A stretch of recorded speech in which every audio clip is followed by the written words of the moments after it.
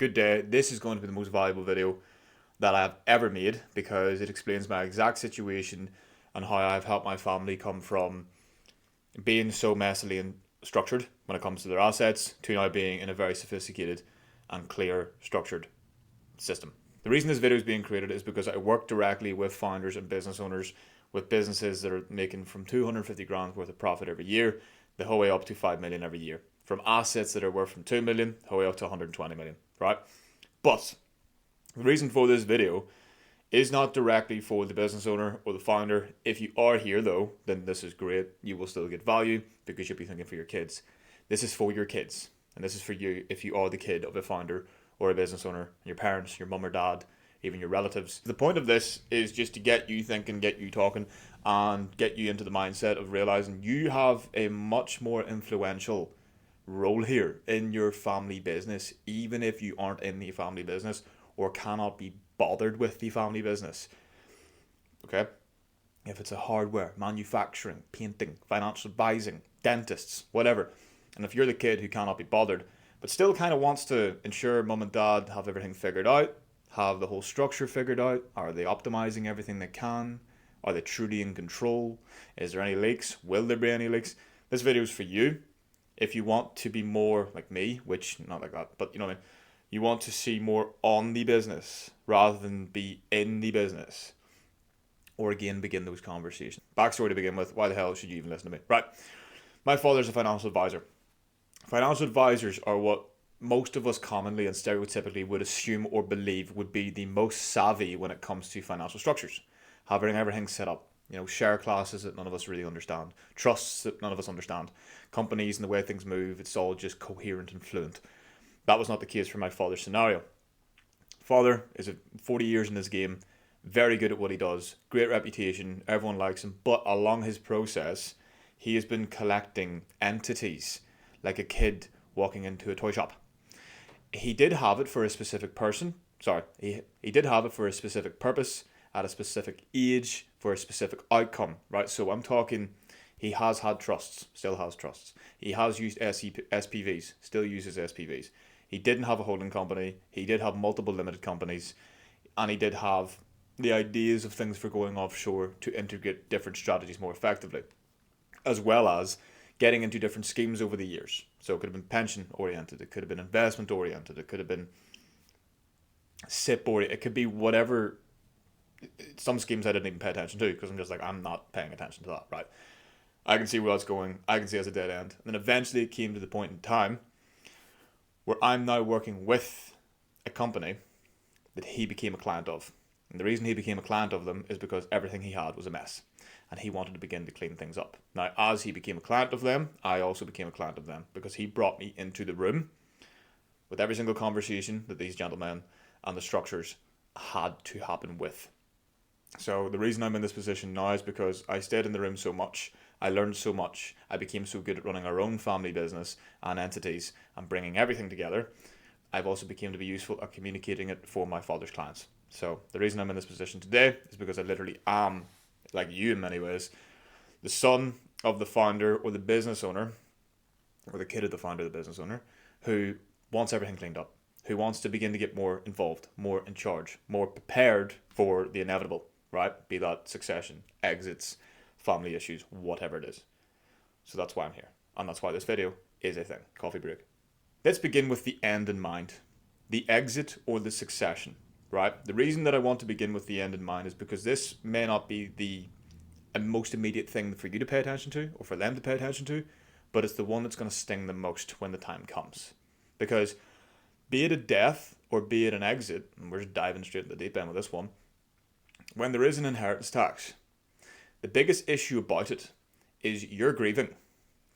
Everyone around you will be grieving, okay? And then you have a few knocks on the door and a couple of phone calls and a letter from HMRC saying, oh yeah, sorry for your loss. They won't even say that. They'll just say 40% of everything that has been accumulated here needs to be paid to us within 6 months. And most of the time, your family's assets are frozen. And the reason they're frozen is because it's in probate. So probate, by that example, means basically if your mother or father passes and the assets are in their personal name, basically until the whole taxes and everything gets finalized at the very end, The probate process can take up to 18 months with solicitors and back and forwards and HMRC. So you within 6 months, or your family within 6 months, have to figure out how the hell we're going to pay for this inheritance tax bill. So the reason I'm saying this start with the end in mind is because let's begin with the idea that let's imagine there isn't an inheritance tax bill to even begin with. Or imagine to begin with, you can get around the idea of your parents owning anything. There are structures and strategies that allow your parents to begin to pass over the value of everything they have built, but not pass you the control. That is excellent for them and excellent for you, because it's called spade a spade. They don't want to hand over control to their kids until their kids know how to run it. But at the same time, they want to hand over their assets so it doesn't get taxed and so that they can plan. We have created a structure which is created for you bespokely if it ever gets set up for you, which allows your parents to basically integrate their assets, the trading company, the farm, their investments, and basically lock the value of it today, which will go through a HMRC clearance process. And then we go through a thing called a share for share exchange. And what that does, and I know I'm getting technical, but the reason for that is because we can go back and forward.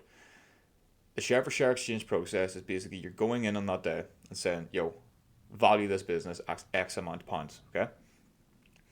If the business is worth 5 million, if the business is worth 10 million, you will go, or your parents will go from owning the business at 5 million pounds to 5 million shares. And these will be seen as fixed preference shares. We have different names for them, but we will just go with that one for now. The fixed preference shares will now be held in their personal name. So instead of it saying Bob or Mary 5 million pounds, it will say Bob or Mary 5 million fixed preference shares. Okay? Now, here's where it gets fun. Where did those shares come from? Where did those values come from? Why is it even useful to even know this stuff? Every business has 3 main share classes. Some have more, but 3 to begin with. And it is the voting shares, it is the capital shares, and it is the dividend shares. The voting is for control. Whoever has the votes has control. Who has more votes has more control. Who has less votes has less control. The capital is how the thing is valued. Okay? The dividend is how you take money out or you distribute.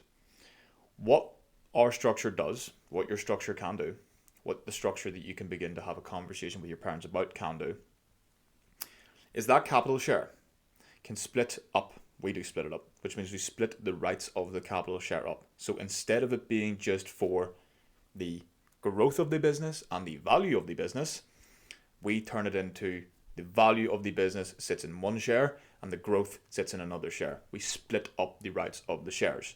The reason we do this is because, for all intents and purposes, your mum and father or whoever you're looking to think about this strategy for will be running their business for the next 10, 15, 20 years, or maybe 5 years, maybe 3 years. Point is, they're going to continue running it, which means it's probably going to grow. So what we do is we allocate that split share. One of them goes into trusts or multiple trusts. So that means the growth of the business is no longer going to be an issue for inheritance tax. Okay? So the business doubles. The only issue is the inheritance tax on the fixed shares, the day that it was locked shares. The value of today, the value of it being locked is the only thing that needs to be of concern. Now, the question is, how do we get rid of that? Now, this is where it gets fun. If your family business is trading, each person gets £2.5 million of business property relief, meaning if the business is valued below 2.5 million, there's no inheritance tax, which means what you can do is still freeze the value of that business and divert the growth into trust anyway, because it might be 2.5 now, but it might not be 2.5 in 10 years. So you're still planning in the future. Set B of that is if your mother and father are together, or if your father or your mother have a partner, they can come together, join forces, have a strategy to use business property relief together, which means instead of 2.5 being protected, 5 is protected. So 5 million of that is fine. Now, if the family business is worth 10, 20, 30 million, and it does that freeze or share process, this is a different strategy. Okay?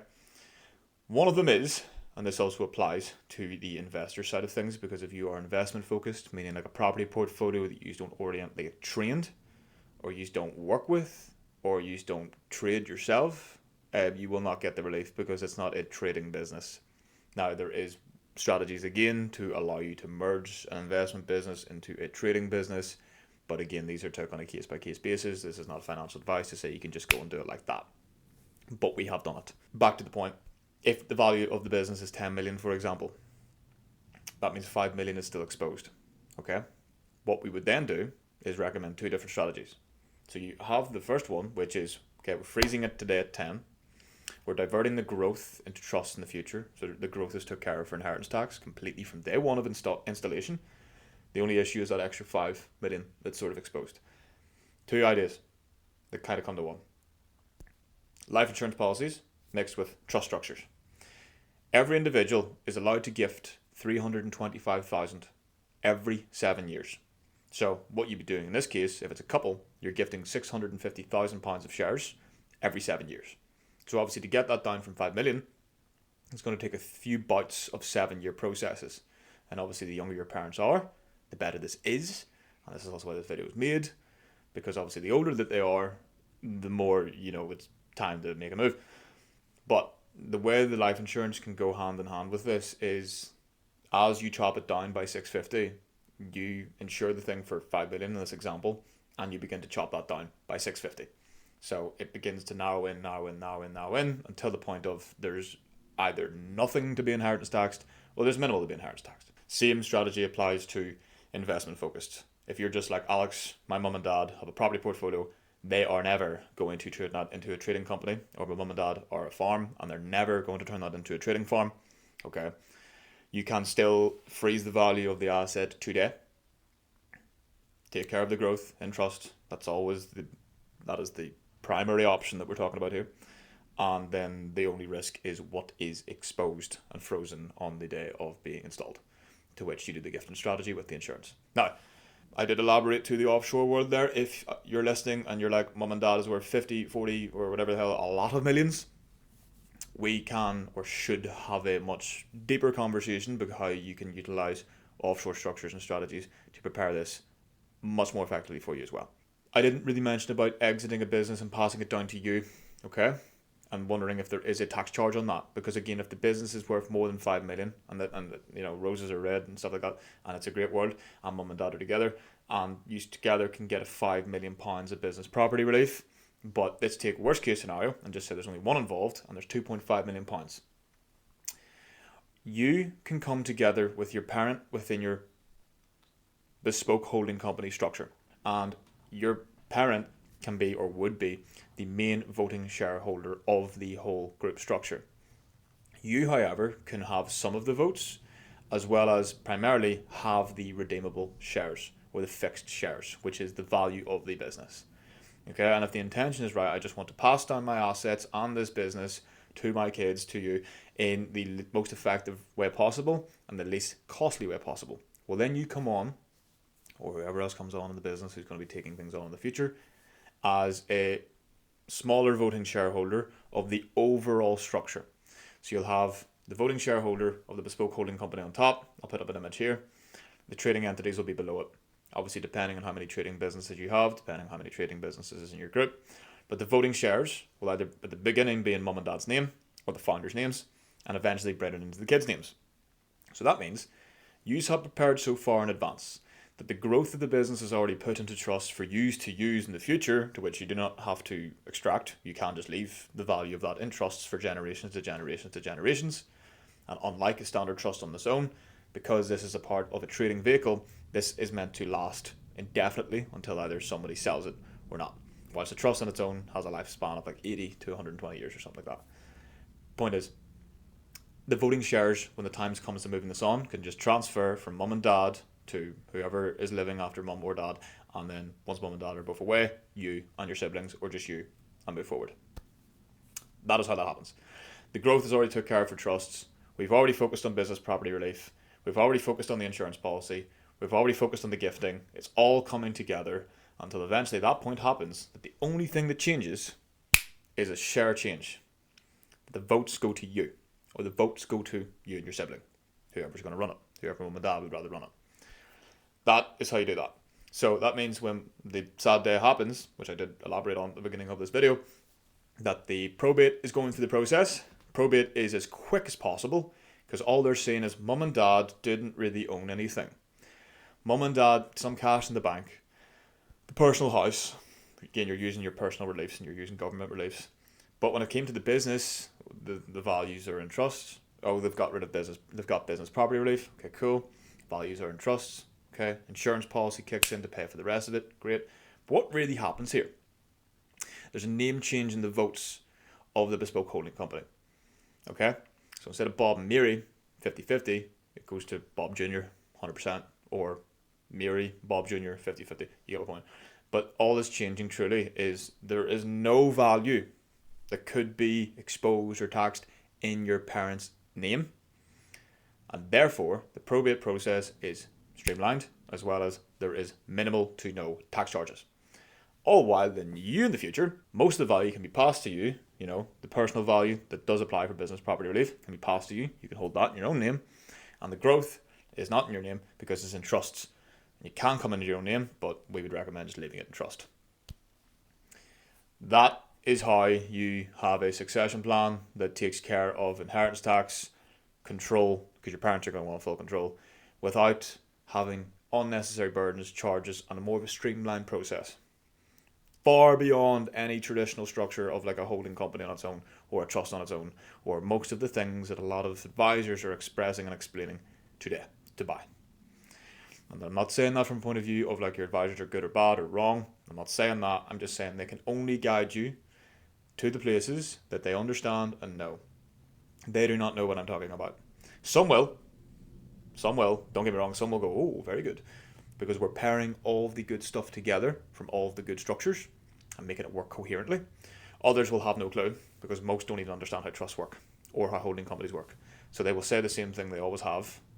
Go talk to an accountant or go talk to a solicitor. I don't do that. And they're just right, because then they're taking the responsibility. But that's my point to you. There's a way for there to be a succession plan for you as a family with no tax burdens, and also mum and dad remain in full control until it's time to pass over, which is going to be within their interest. If they did that with just a trust, or if they did that with just a holding company, they're going to be passing over control whenever they don't want to. You can take the information I give you today, you can go set up a trust, you can go set up a holding company. They will not work in conjunction the same way I'm talking about, because they're separated. Okay? They won't. The structures that I'm talking about are bespokely created for you. We have one ourselves, and it pairs everything together. So it means the exits took care of, the successions took care of, the income strategies took care of, the extraction strategies took care of, the control strategies took care of, the governance strategies took care of. We're basically taking everything, all the best bits, and pairing them into one structure, which you cannot get in a holding company on its own, SPV on its own, or trust on its own, or any other structures on its own, unless you're paying for a full family office. If this has been of interest, by all means watch the other videos, or if you want to go straight to the point and have a conversation about how to structure correctly or what yours looks like, again, as I say, you can use the audit on my website, or you can go book a call myself, or get your full blueprint and capital architecture blueprint on my website too.